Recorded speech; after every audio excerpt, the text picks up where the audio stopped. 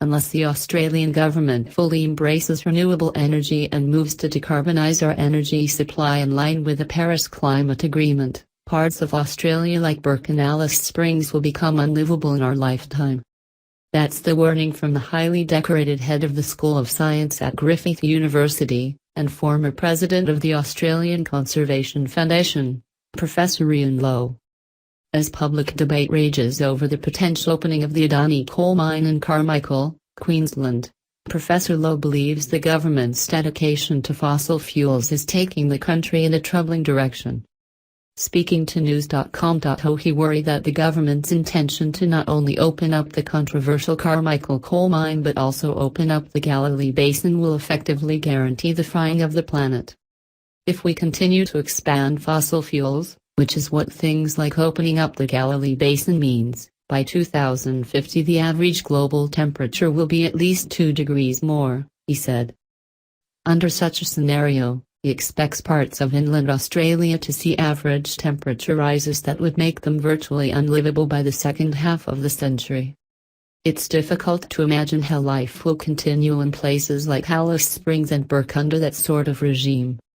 In the coming decades, he believes countries including Australia who are not doing enough to combat global warming will receive backlash from the international community. I think there'll be increasing international pressure for Australia to get into line, he said. I think there will be political and trade sanctions on countries that are not seen to be pulling their weight.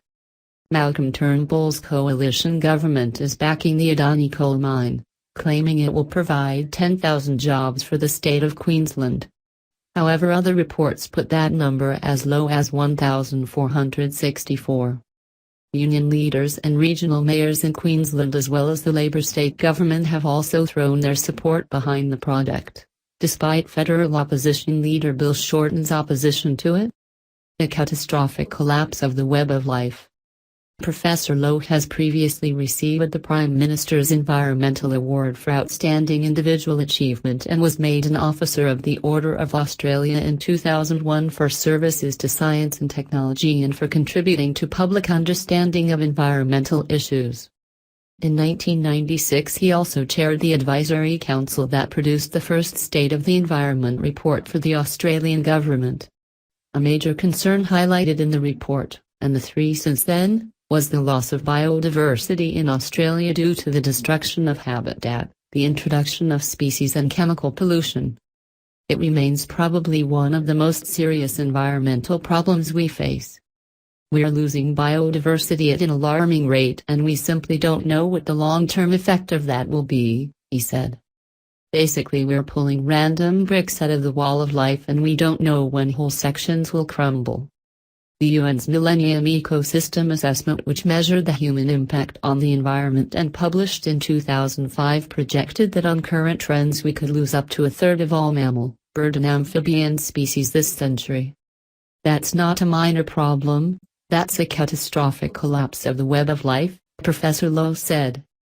Environmentalist groups have raised concerns over the impact the Carmichael coal mine would have on the local habitats, including the nearby Great Barrier Reef. It's expected that over 20,000 hectares of native bushland would be cleared to make way for the coal mine and 3 million cubic meters of seabed would be dredged up from inside the World Heritage Area and dumped in the Great Barrier Reef Marine Park, according to Greenpeace. A lack of political will. If the climate change data is correct, we will see more extreme storms hitting the Australian east coast, according to climate scientists. If we continue to accelerate climate change, these cyclones will get more intense and extend further south, Professor Lowe said. For him, Cyclone Debbie was a reminder of the potential future we face. There'll be more catastrophic events, he said.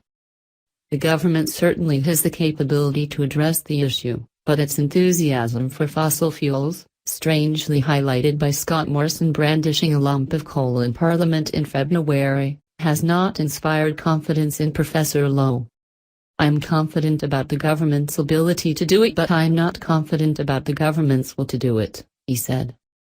At the moment signs of political will are far and few between, and that's probably always been the case.